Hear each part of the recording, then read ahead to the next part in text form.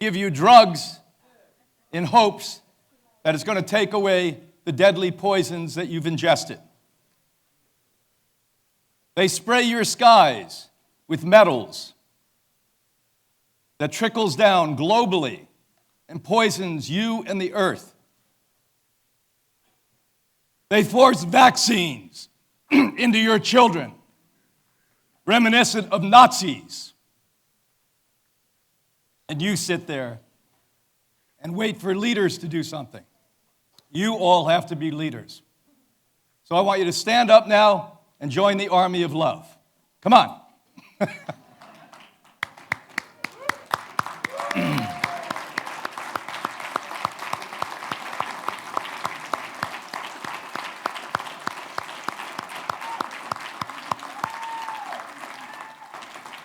The work that Stephen does with absolutely no boundaries and borders to bring together some open-minded leaders in science and medicine is unparalleled. And it's the first time in the world's history that everyone in little villages in Africa, in mountains in South America, in towns in Asia, and all over your country, the United States, can get this information.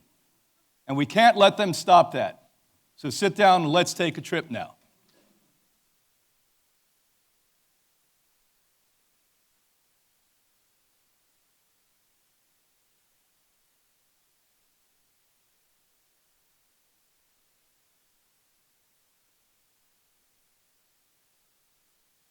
We have deforestation, which Anna Maria spoke about 2 hours yesterday.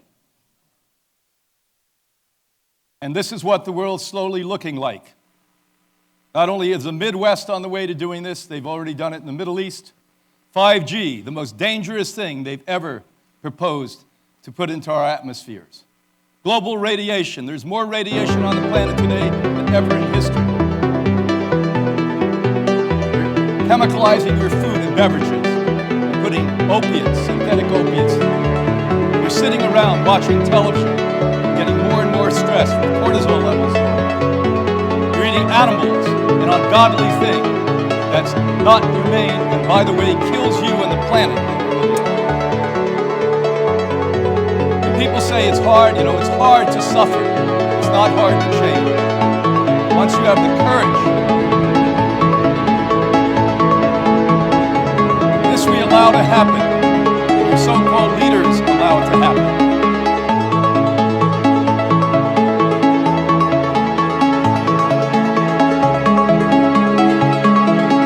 Since the Industrial Revolution, they've been polluting your water and the air. There's mountains of garbage. In Florida, the only mountains are the garbage mountains that we have. And what you're draping on your body every day gives you cancer and neurological problems. It alters your brain, called man-made fibers. The pharmaceutical fiasco is insane. The number 3 killer in the developed world now is medical mistake. Pharmaceutical drugs. When are we going to say no to this? You're a coward. And you hide. It's time to stand and say no. They actually released Lyme ticks. And now here in Long Island and all over the world, these are poisoning people and altering their life. Where is this going to end? It's going to end when we all have enough love and enough self-respect and enough honor not to buy into it. The real discussion today, because they have reduced us to the lowest denominator, is money. And besides saying no, by the way, you have to learn to say the second thing. No, I'm not going to buy. I'm not going to support. I'm not going to encourage. But there's resolutions, and that's what you have to understand. Sane living in a world that's led by hungry, power-hungry idiots and greed mongers. That's what you are living in at this point. Wash them down and crap them out. That's what I say. This is a real detox we have to do. Liberate yourself by thinking clearly. minds are so fogged, you don't even know what's going on, most of the stuff. What kills and what heals? There's so many things that kill, but there's far more that heal. In the 50 years I've done my work, what's really interesting to me is when I've observed even the sickest people, which I've had the privilege to work with. The most sick people, less than 10% of their body is infected by a disease. That means over 90% is healthy. But what we do is we bend and we become the sick woman, the sick man, rather than the healthy person with a temporary problem. That's what we have to understand. So back in 1956, our founder, Ann Wigmore, after reversing catastrophic stage 4 cancer, and the Harvard doctors told her she was going to die, said, I have to now teach people. And she founded and created what today is called lifestyle medicine. The basis of all well-being, period, is your lifestyle, not the medicine. You were not created to consume medicine. You were created to consume positive thought, constant productive movement, to strengthen, build your body, allow your organs, your circulatory system to function and work, to eat food that's pristine and alive, that literally engages every cell in your body and increases the biofrequency fields so that aging and disease cannot permeate you. You were created as a spiritual entity, not a religious person, but a person who understands 24 hours a day, 7 days a week, throughout your entire life, that you are part of a larger whole, a universal wisdom and knowledge. And your struggle is that you don't feel you fit into that universal whole. So you're trying to be independent. And it's great to think positively and independently, but relax, because the universe is there to take care of you. It always will turn out. If our species is brave enough to stand up and join the army of love and start to love the demons out, we're going to survive.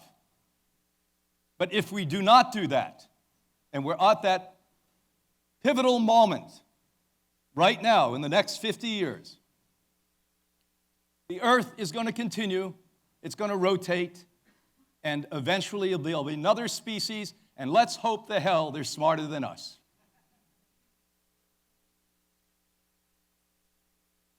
They have you so brainwashed, you go along with the latest trend because you tried something for 2 weeks, and it was just a little too hard for you to stick to it.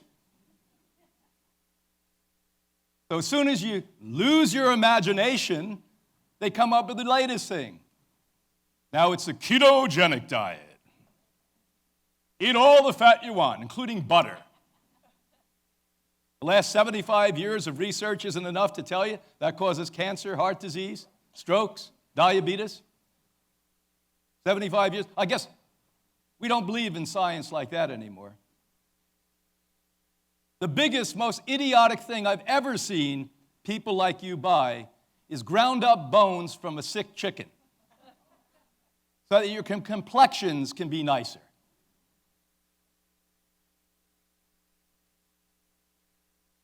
You know what would be better? Listen closely, man. If you took mud from outside here and put it on your face, that has some value. But ground up bones from a sick chicken isn't going to make you look pretty. What makes you look pretty is commitment to yourself. Happiness, joy, positivity. That's what makes you happy. And you ever notice nobody looks pretty unless they're smiling? Not even these guys up here. The paleo diet. That's an interesting one. Who governs the meat industry, the ranching industry around the country is the Texas Cattlemen's Association. Imagine what they had. Hello, Texas Cattlemen. Got that big hat just to show you I'm a macho. They're watching really closely the trends. Oh, these trends are scary. Last year, plant-based diet consumption went up over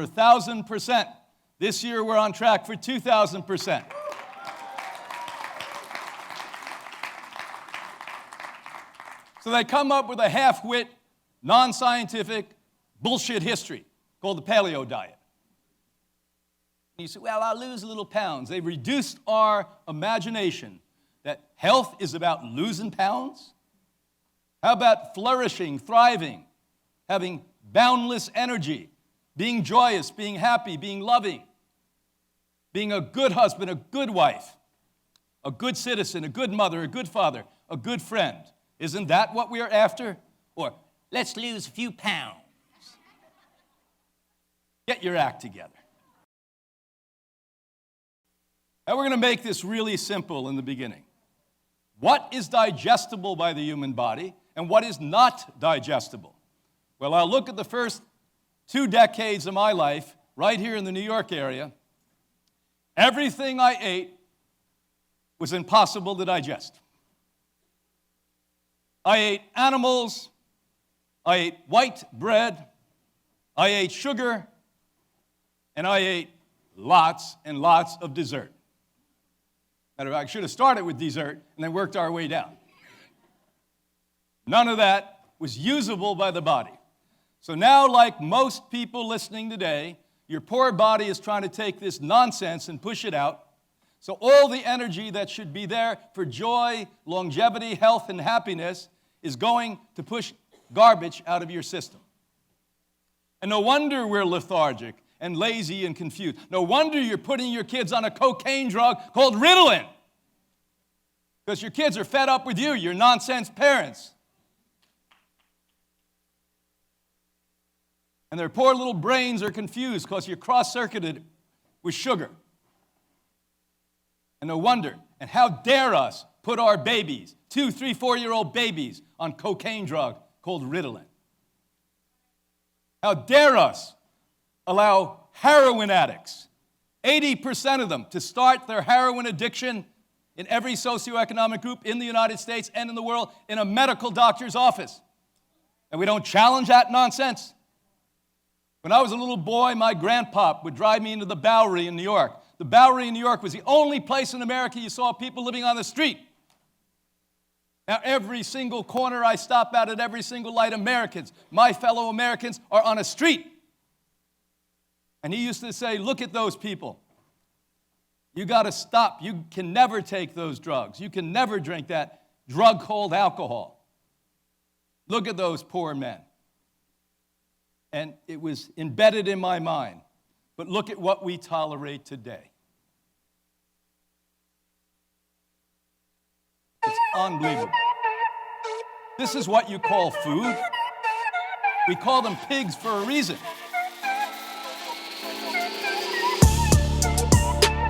And you eat these things. You call them loin of whore rather than ass of pig. You're taking sugar with alcohol in it, deadly chemicals. Beer, by the way, the least chemicals in beer in this country are 56 chemicals. They take the baby boy chickens and throw them away. They grind them up for feed. And by the way, you're putting perfume on your body that's altering your sexuality and potentially giving you mutagenic diseases called cancer. And if you're lucky, fibroid or cystic problems. So we talk about red meat, red meat. You know, often I hear people say to me, I don't eat meat, I eat fish. What the heck do you think fish is? I don't eat meat, I eat chicken. What the heck do you think chicken is? I don't eat meat, I eat eggs, unborn meat. Well, I'm a lacto-ovo vegetarian. I only drink milk. Really smart thing. Any of you want to be a 1,000-pound cow? That's what the milk is for. You say, oh, Brian, but Dr. Shmoruki from the University of Baruki says you must have milk or your bones will crumble. Dr. Shmoruki is a schmuck. And by the way, chicken and turkey are worse than red meat. And when I was a kid, How you could tell a family was poor is if they didn't eat red meat, if they ate chicken. And now the yuppies like chicken because it's organic chicken. All you guys in the BMWs and the Mercedes going to I was there this morning, a Whole Food Market, in your high heels and walking fancy down there. We are organic. You're idiots. They're sucking your brains out and your wallet at the same point. No such thing as organic anything. This is the answer. You know, it's been really, really pleasant for me since 1975 when I joined Hippocrates Health Institute, is I can go to any place on the planet Earth, from the poorest people in the world to Beverly Hills and Madison Avenue, and tell people that they can afford to eat the most powerful, the most nutritious, and the most healing food ever researched in the history of science and medicine, called sprouts. But you say, well, I read all these studies on how this was good and that was good and that was good. You didn't read the right studies. So I'm going to give you a little bit of homework. Those of you that really just don't like to come to enthusiastic lectures but like to learn something. The most important scientist on sprouts works at a little organization called the Linus Pauling Institute. Linus Pauling Institute used to be at the Stanford campus when Pauling was a professor at Stanford. And out of respect after his death, they moved it to Oregon State University, his alma mater. And I'm going to tell you a story about it because it's touching. I had the privilege to meet the man twice. I didn't know him, but he was a kind guy. I can usually tell when a person's kind. I look at their eyes. He was unique and rare as an intellectual because he didn't talk over people's heads. He talked from his heart. And when he was a young guy, he was one of the smartest, if not the smartest student that ever went to Oregon State University. And when he was moving into his third year, his mom called and said, "You have to come home, Dad died." And back then, there was integrity in families. And the oldest son took the place of the dad to feed the family. And he told all the professors, "I've got to leave school." And the professors panicked because they were great academics. They couldn't lose this brilliant mind. They saw what this kid didn't see at that point. And they said, "We have to find a way that you can support your family and you have to remain a student." You know what they ended up doing? He wasn't even an undergraduate. They put him in charge of training some of the classes for graduates. Oregon State University.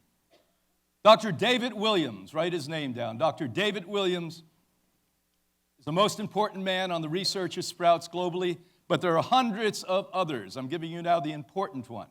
I write books on this. How many of you are doctors here or scientists? Well, the books I happen to write, you may want to read. They're an academic series called Food is Medicine. And I talk about the most significant out of thousands of studies that confirm not only plant-based, the power of sprouts.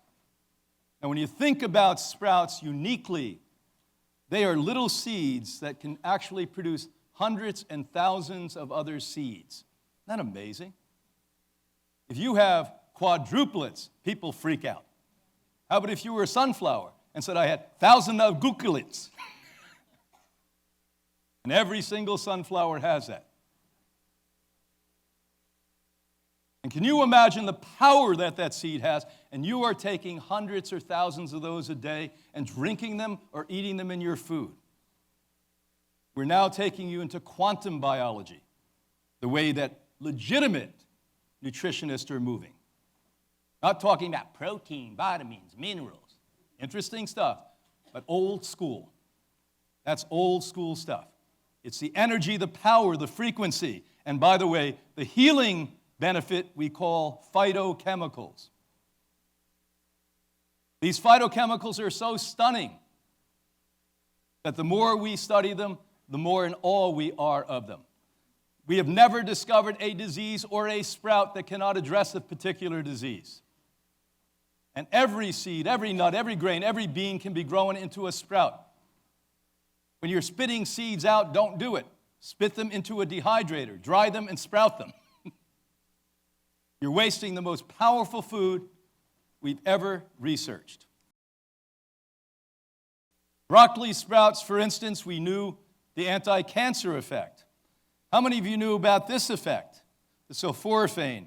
It regulates two enzymes, protect against any cancer throughout the body. Any cancer. And by the way, when you consume this before getting cancer, guess what? It's the most effective anti-cancer prevention ever looked at in biology. Oh, meat and cheese, really good for you. It wasn't bad enough I was eating meat. I would take a piece of meat, put some cheese, and put a piece of meat, and I'd have a meat cheese sandwich. Now, what we know about this is these high-protein diets. Listen closely. These are not Brian's opinions. These are the most significant research and the epitome of the research on the planet today for this. Makes you nearly twice as likely to die. So if you want to die, double the possibility, you're going to die anyway, but you want to speed it up by 50%, knock yourself out. Eat any level of meat, yes, meat, fish, chicken, turkey, pork, wild meat, eggs.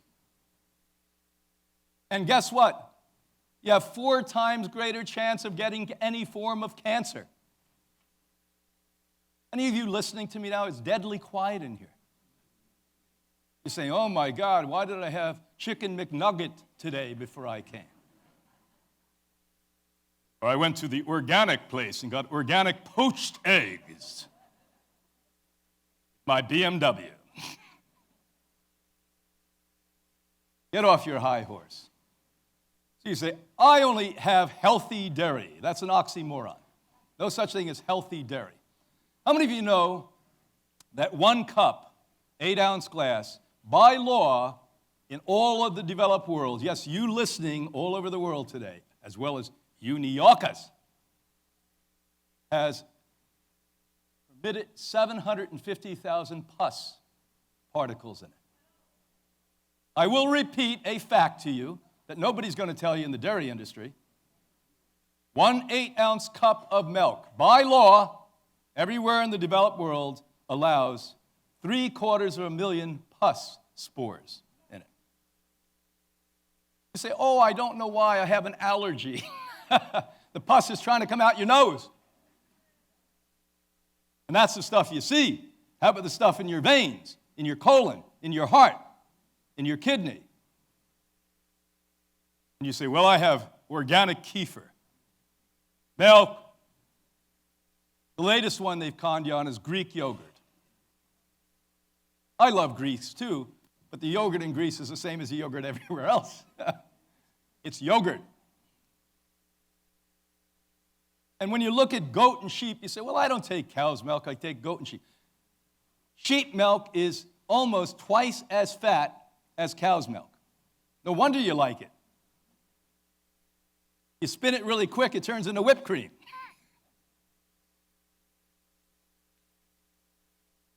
Milk and dairy intake. High milk intake was associated with higher mortality and higher fractures.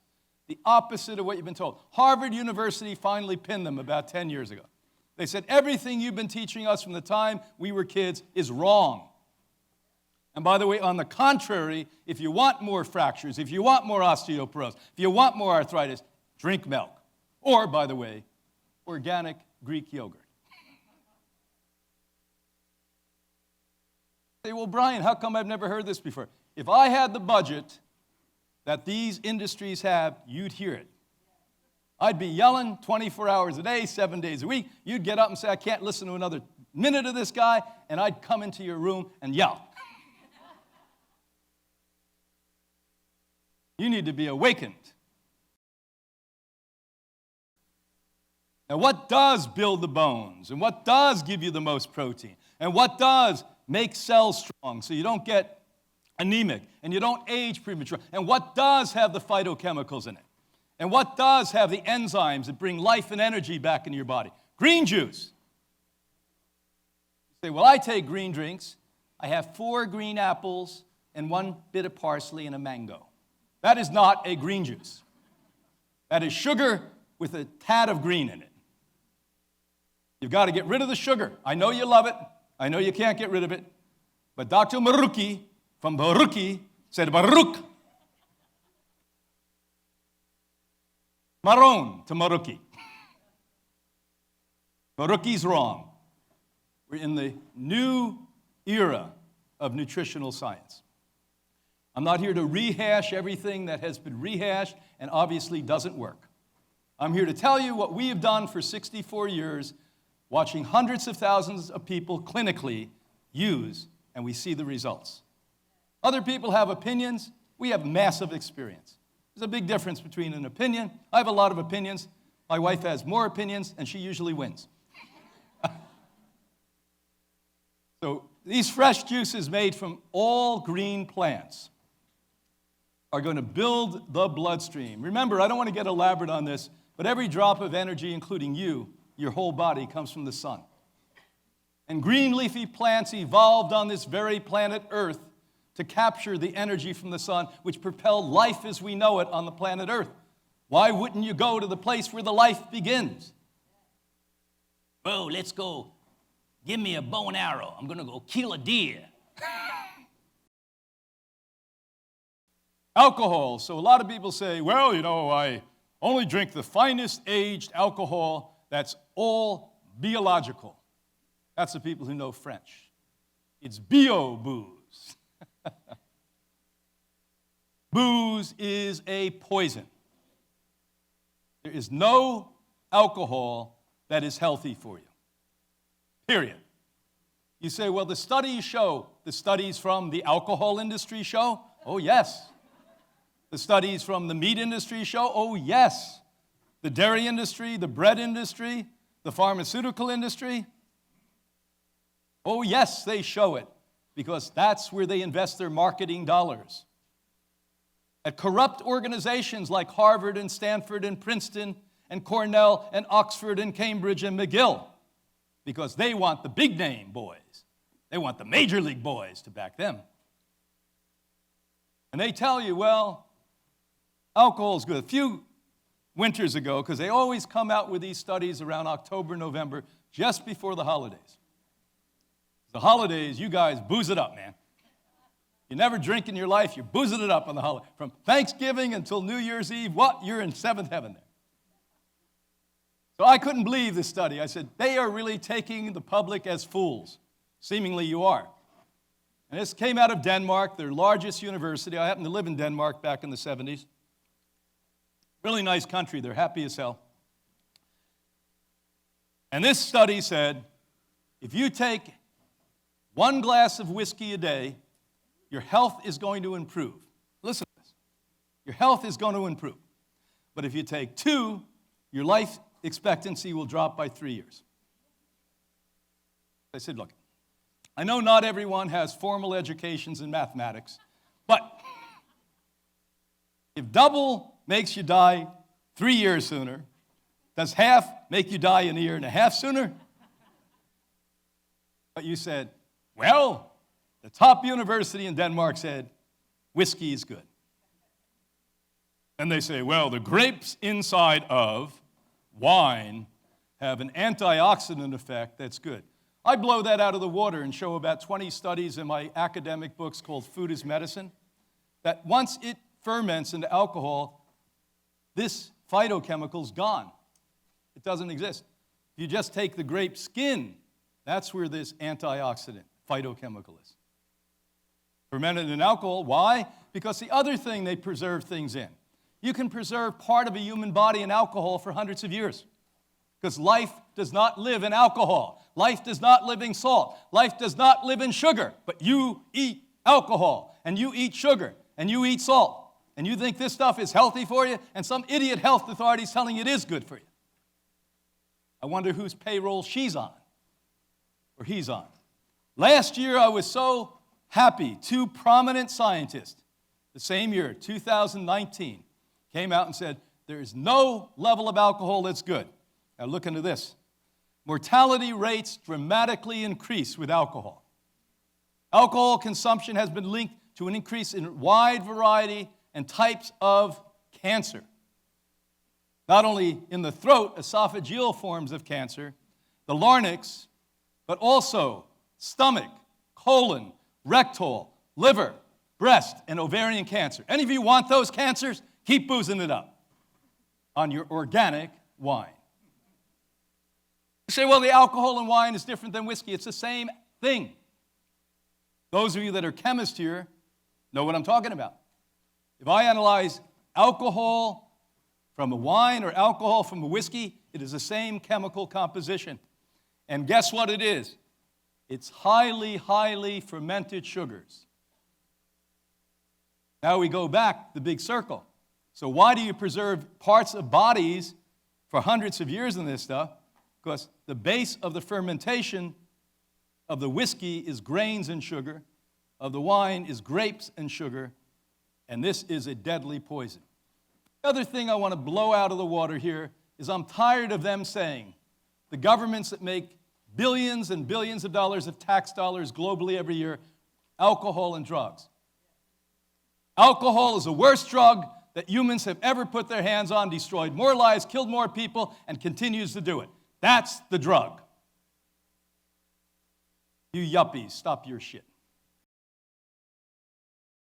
You could eat exactly like I'm telling you. You could exercise more than I'm telling you. You could have the best attitude in the world. You're drinking polluted water, you're going to die. We're sitting on an island now that has, in one geographic location, the worst cancer-causing dioxins ever discovered in the history of geology. That was just discovered 2 years ago here. And the best water people in the country don't know how they're going to clean this out. Because the filters you're buying, even the expensive ones, are not doing the job. Let me now say, dioxins are, hands down, the most significantly researched carcinogen in the history of cancer-causing chemicals. Every bit of your water is loaded with it here in Long Island. The top water researchers, Ph.Ds, that I know and work with, who, by the way, one from Long Island, doesn't know how they're going to get that out of the water here. He has the best system. I have the system in my house. Because it's so small, it's atomic particles, subatomic particles. It goes right through. Distilled water. You say, oh, immediately my computer program. Distilled, you need minerals, it's going to rob the bones. Wrong. If you believe hydrogen and oxygen, that's what water is. It's not a living thing that's seductive. It's hydrogen and oxygen. Goes into the body, knocks on the door of the bone and says, come on out, cells. No wonder you believe that bone broth is good for you. I've been drinking almost exclusively for half a century distilled water. A few years ago, I was at the University of California, Los Angeles. They couldn't wait when they heard I was a vegan to say, oh, can we do a bone density test on you? I said, when will the results come? I had to go up the coast to San Francisco to lecture. They said, oh, by next week. I said, oh, good, I'll come. They couldn't wait to get me back there. I sat in the room, there was dead silence. They didn't say a word. Finally, I said, so what are the results? And they passed it over to me. And finally, after about 10 minutes, one of the guys was nice enough to say, this is the same readings we get on our 20-year-old football players here. I was in my 50s at that time. I started to drink distilled water almost exclusively when I was 20 years old. And I was lucky. I wasn't smart. I had a mentor from New York, by the way, from the city, who basically said, you don't want to die, drink distilled water. I did. All waters on the planet Earth that you are drinking are loaded with pharmaceutical drugs, loaded with plastics. And yes, the hit parade notables, chlorine, fluoride, and locally dioxins. And God knows what else. And how that happens is a universal spread of these chemicals through something called rain.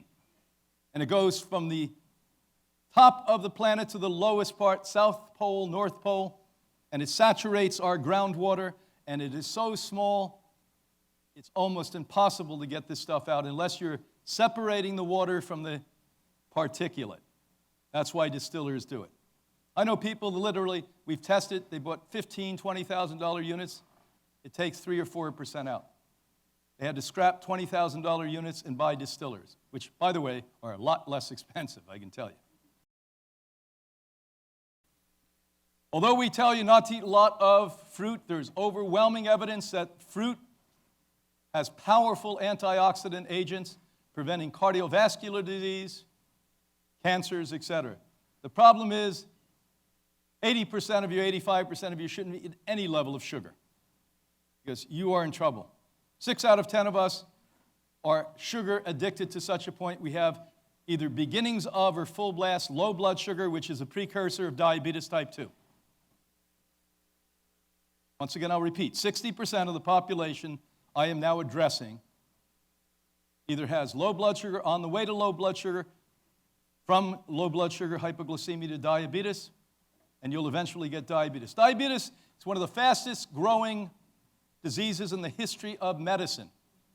And it used to be when I was a kid in school, they said it's adult onset diabetes, not type 2. Well, I wish it was adult onset diabetes. It is childhood type 2 diabetes. Because 2 out of 3 people contracting diabetes now are below 16. That's our culture. Give little Mary, give little Johnny a treat, because they've been good boys and girls. All berries are good for you, but guess what? Those of you who cannot take berries, get on the internet, buy the seeds of these berries. Because the seeds of these berries, listen closely, are 30, 40, 50, 60, 70 times more beneficial with phytochemicals than the berries. You're going to say, well, I don't like it as much as the berry. No, because it has no taste. You take these powders, you take these seeds, and either you germinate them if you're really industrious, or, by the way, you put them on your salad or put them in a drink that you're making.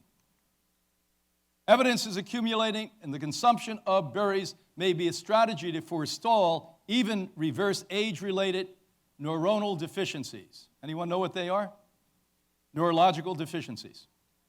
So now we're going beyond the cancers and the heart problems. We're now showing that this is great for the nervous system and the brain. So the original work that was done was specific to this. At Tufts, 2 of the guys in that study, one oncologist, one Ph.D., literally called me after that, all excited. They said, boy, these berries are just... And what is the berry that is the top of the list? Blackberry, cranberry. Then we get to blueberry, raspberries. And the black raspberry is a little bit better than the red raspberry. In order to increase healthy aging, who wants healthy aging here? Raise your hand. Who wants no aging? That's what we're really trying to get to here. I often speak at the Longevity Foundation, and that's what they're after. I said, when you figure it out, call me. I'll be there. How about algae and seaweeds, the second life form on this planet and the first life form on this planet? Algae, microscopic algae, was the very first life when the sun beamed down from up in the atmosphere. What evolved and what was created on this earth, the first life form was blue-green algae. It is so small you cannot see it with the bare eye. But that has the highest protein of any food known to man. This is why this morning when I got up in this very hotel, I took 5 types of algae, which I do every single day all through my life. Shortly after a green algae, you called it chlorella, was created. Shortly after a phytoplankton was created. And then shortly after what you see on the screen was created. And these are high lipids. The essential fats that con artists told you get from fish oil come from algae. But con artists want to sell you fish oil. That's rancid and causes cancer and heart disease. You say, well, Brian, Dr. Maruki from the University of Baruki, we told you Maruki from Baruki is a schnook. Fish. Oh, you like fish. I mean, here we are in Long Island. Looks like a phallic symbol when you're up above it. We have the finest fish on the East Coast here. Fishermen go out there and pull in the fish all the time. We go right to the docks when we get the fish. So good for you because think it's just, it's filled with proteins and essential fatty acids. And 8 of my doctors told me I need it because my brain's going to work better. Wrong, wrong, wrong, wrong, wrong, wrong, wrong. Bring those girls and boys in. Next time we're here in Long Island, I'll have a debate with them. Because those fish eat something called algae. Now, a lot of you say, well, I'm smart. I don't eat cows. I eat what the cow eats because that's where the protein comes from. Make any sense to any of you here? I know that goes over your head, most of you, but, The cow would die if it didn't eat something called greens, grass. The fish would not have essential fat because the fish, just like you, is saturated fat. The animal body of the fish is saturated animal fat. It's an animal. Where does it get the omega oil? From the algae. So just like you're eating greens to get the protein, how about if you eat the algae to get the essential oils? But it's so hard to give all these things up. I remember when I was a little boy, I was out fishing with my dad. We had really close times together. We bonded as men. Get the heck over it. Wake up. You have fond memories of death and dying?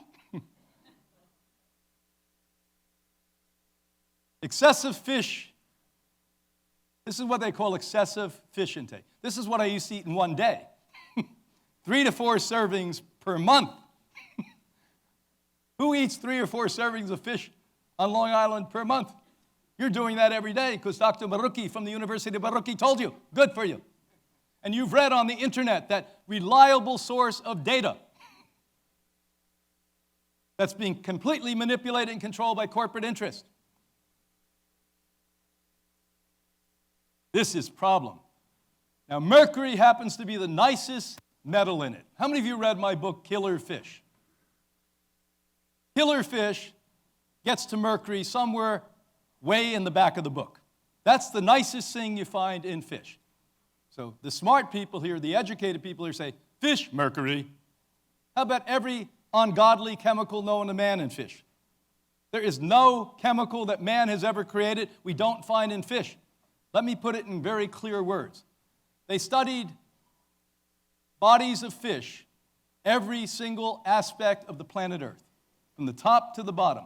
They never discovered a fish that wasn't loaded with a wide array of deadly chemicals. Period. You say, well, the great northern salmon, that's the sales pitch they have, like the Greek yogurt. The great northern salmon. Deadly poison. And the other thing, there's no control over this industry like there's no control over any industry.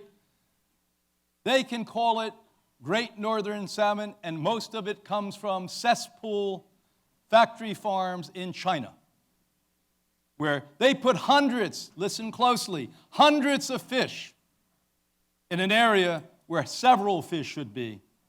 And they are so sick that they pour gallons of antibiotics in. And when they take the salmon out, they actually literally paint them red and pink. So you think it's from an Eskimo catching it in midair as it flies out of the water. Man, oh man, if I had marketing dollars, would I con you? I'd have grass flying all over the place. People biting it, chewing it. You say, well, shit, that's what people used to do in the paleo days. You're easy to sway, man. We aim to investigate the effect of increased fish muscle intake on mercury. What fish did I eat? I used to eat the laziest fish on the planet Earth. Like clams. Clams can't even run away. And when I was a kid, I was out clamming all day. I had to pee. I'd pee where I was clamming. I'd look over, there was a pipe. The sewage was coming in. Didn't put 2 and 2 together.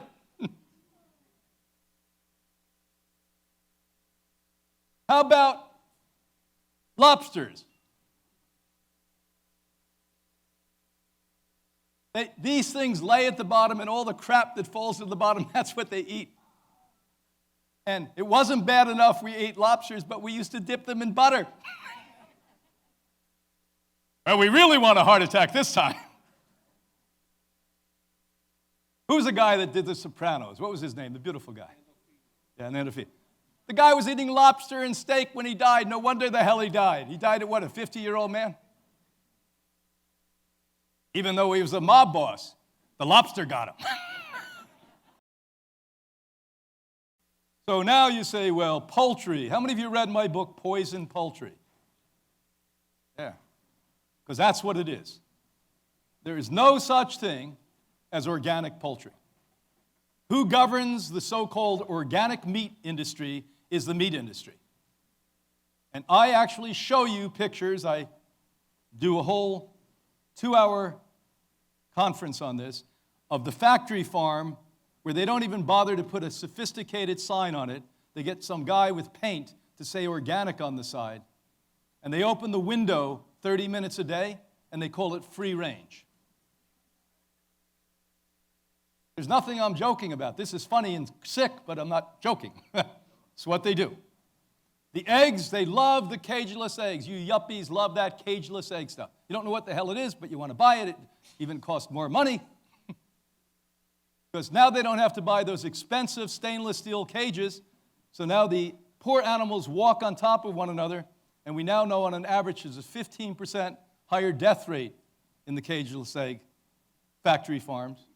Because the ones at the top urinate, the ones at the bottom die of what? Ammonia poisoning. Turkey. How many of you saw my book, the picture in my book of turkeys 1920, 1960, and 2020? They are over 129 times larger, percent larger. All turkeys are artificially inseminated.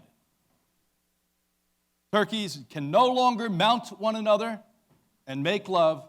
They have to artificially inseminate them so you can have a pleasant Thanksgiving, a pleasant Christmas. Is it pleasant? The transfer of antimicrobials from chicken is the number one cause of antibiotic resistance. So almost always it's antibiotic resistance coming from consumption of poultry, including eggs. Eggs are poultry, remember that. When Anna Maria first came and we used to go into the whole food market from Sweden, she'd say, that's really weird. They put all this stuff in the dairy section. They put eggs in the dairy section. You ever notice that? Well, you know, whoever's running the store is not that smart. He thinks a cow drops eggs. These embryos of chicken, that's what they are. I report that they went all over the world. They looked at 1,300,000 eggs. Once again, 1,300,000 eggs over 60 countries, and found out that 90% of those eggs, half of which were called organic, had Salmonella or E. coli or both Salmonella or E. coli. You don't have to cook them and eat them. You just have to touch them, rub your eye, and you'll get it. Well, you know, I go to the local guy who his eggs are healthy eggs because they live on Long Island. Woo! There's some deep shit going on in here. I know you must love where you live, but Long Island's not a healthy place to live. In conclusion, consumption of eggs may increase the risk of developing the most severe form of prostate cancer. Now, we have overwhelming evidence. The number one cause of the deadliest form of prostate cancer comes from men consuming eggs. How about the low-carb diets? My good friend, New Yorker, Dr. Atkins. Dr. Atkins was a friend of mine. I have to say something respectful to him. Then I'll start chopping him up. Dr. Atkins, God bless him, was one of the smartest men I ever met. And I don't say that tongue-in-cheek. He was a brilliant guy. He had knowledge that was unsurpassed. And by the way, he remembered things that most of us would forget in an hour. He remembered 30 years ago. And he wasted his brilliance and corrupted it for money. Many times I was on a show. We spent a lot of times in New York when I had an office in the city. And we used to beat the heck out of him when he came up with the Atkins diet, the first low-carb diet. And his premise was it made you lose weight. Well, the only way that in the beginning, and I'll say it again, in the beginning you lost weight, he got rid of the bread, the potatoes, and the pasta. The number one cause of fat, sugar. But as you saw, the studies show, after a 12-month, 14-month period, people not only gained the weight back, but they regained or gained more weight than they did. So when they've studied this, now they've had a lot of time since the 1970s to study it globally. Hundreds of thousands of people. What did they conclude? Required for health and longevity. All studies, including a report from the World Health Organization. They had to step in. Whenever you see the World Health Organization step in, it's because your governments aren't telling you the truth about what's happening. They're the people who step in when it's really being hidden from you. And what do they say? They point out that the diet rich in unprocessed carbohydrates up to 90%, 5% complete and usable protein, and 5% essential fats is the best ratio to maintain health and longevity. And the Blue Zone's report of all the longest living people on Earth thrive on a high carbohydrate diet. Now, when we say carbohydrates, don't get confused. We are not Dr. McDougall, who's still in the 70s, who says, by the way, great diet, I should go for this because I'm Irish. Eat all potatoes. How many of you are Irish here? My grandfather, we would have reveled in that. My parents, we would have said, wait, there's some doctor telling us we can eat nothing but potatoes and spuds. Well, that's fantastic. But you can't survive on potatoes. By the way, we know potatoes cause rheumatoid problems. When I met my wife in 1978 in Stockholm, Sweden, and fell in love with her the minute I looked at her, she was running the world's most famous center on inflammatory diseases. That unlike in the United States, where we're scrutinized by the government, who's in bed with these bad special interest people, her government supported the center she directed. And what they did is they took away white potatoes. They actually used raw white potato juice and helped to reverse osteo and rheumatoid arthritis and all other inflammatory conditions. And by the way, the government did $2.5 million of research to prove it. We don't have to reprove it. How many of you saw her in the film Fasting? If you haven't seen it, how many of you have Amazon Prime? None of you do it? I guess in Long Island you don't have that. Okay. So look at the people that raise their hand and invite you to their house. Any of you go to a Whole Food Market and have brains, you get 10% off by having Amazon Prime. Okay. So, by the way, they did a brilliant film on Amazon called Fasting. It's the latest research and data, Dr. Longo from USC, et cetera, and we're in there as the finishing of that movie. Listen to what Anna Maria says about inflammatory diseases and what the research showed at that point. So you want to die an early death, go on a low-carb diet. Up to 12 to 17 years sooner after 10 years of a low-carb diet.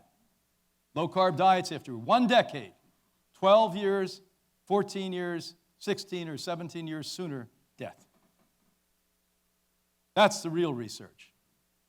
Low-carb diets are associated with significant risk of all forms of death. This is an equal opportunity killer.